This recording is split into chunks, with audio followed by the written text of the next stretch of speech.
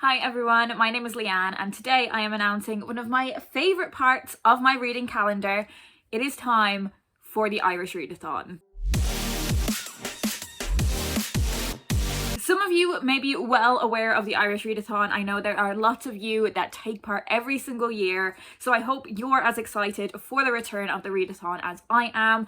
But also some of you may have absolutely no clue what I'm talking about, so don't worry, I will explain. The Irish Readathon is a month-long readathon that runs throughout the entirety of March, where myself and my co-host Aoife are going to be encouraging you to read more Irish books than you normally would. So if you don't think you normally read any Irish books in a month, and you pick up just one, you are participating. I myself will be reading books exclusively by Irish authors in March, but we also have some challenges if you are in the kind of middle ground. You know, you want to push yourself to read more Irish books than you normally would, but maybe it can't be your entire month's reading. The challenges are totally optional. You do not need to participate in the challenges.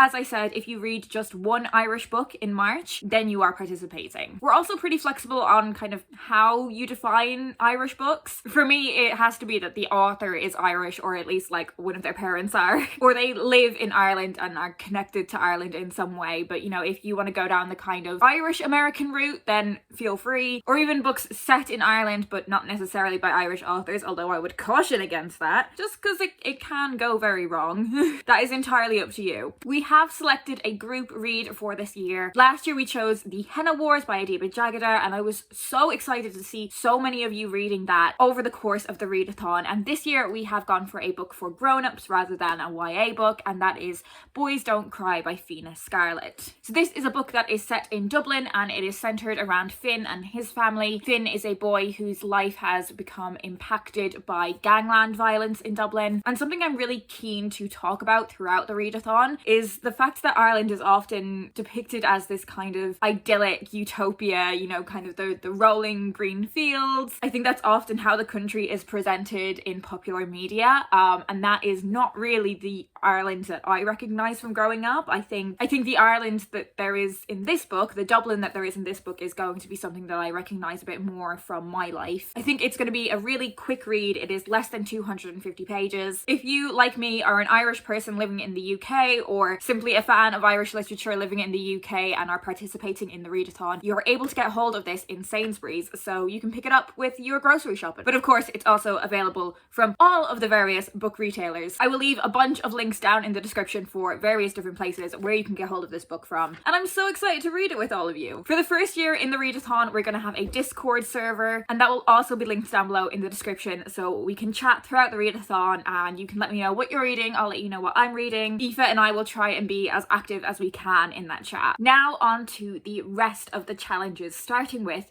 read an Irish book of non-fiction. So that can be whatever kind of topic you want. It doesn't need to be about Ireland, but if you wanted to read a non-fiction book about Ireland, you totally could. If you are into sport, if you are into science, if you're into fashion, if you're into film, it's totally up to you what kind of topic you read about. The next challenge is to read an Irish children's book. This could be children, it could be YA. I think that one is pretty self-explanatory. The next challenge is to read a book that was either written or set in the 1920s. The 1920s was a huge period in Irish history. It is really formative to the history of the country, the origins of the country, the establishment of the Irish Free State. So this is a great chance for you to delve into some historical fiction or some of the modern classics that might be on your TBR. The next challenge is to read an Irish book that one of the hosts has already read. Now I will of course leave Aoife's channel linked down below as well, but I will leave my playlist of my previous videos from the Irish Readathon so you can have a look through those, and my story graph is also always linked down below in the description. And I do have a specific shelf of all of the Irish books that I own. That doesn't include all of the Irish books that I've ever read, but as I said, a bunch of my videos are linked down below in the description, and you will definitely get recommendations for the other prompts through looking through those videos or lists. The next prompt is to read a book that is set in Northern Ireland. This is a question that we do get asked quite a lot during the readathon and the lead up to the readathon. Whether Northern Ireland counts towards the Irish Readathon, that's, I think, completely up to you, but for me it definitely does count, and I think it was important that we specifically acknowledge acknowledge that the Northern Irish experience is distinct, and that there's certain things about the Northern Irish experience that me, a person from Dublin, a person from the Republic of Ireland, will never be able to understand. I can read about it and I can empathise with it, but it's something that I will never have,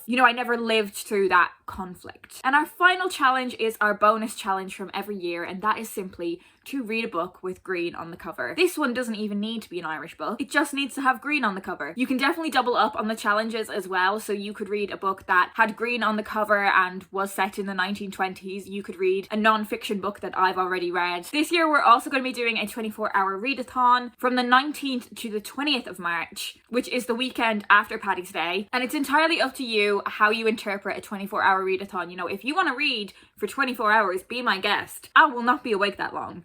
If you want to try and actively read as much as you can within that 24 hours, go for it. But even if you just want to make sure that you dedicate an hour or two from that 24-hour period to reading your books for the readathon, then that is great as well. I think I've managed to cover everything in this video. If you are looking for recommendations, as I said, there's a bunch of videos linked down below in the description. We have been doing this readathon for several years at this point, so there's definitely a backlist. But equally, both Aoife and I will be bringing out new videos with new recommendations in the lead up to the readathon and throughout March as well. And if there are any specific recommendations you are looking for, do feel free to leave a comment down below and I will try and help as best I can. That is it from me today. I hope you guys are doing well. I hope you're as excited as I am for the Irish Readathon, and I will speak to you in my next video.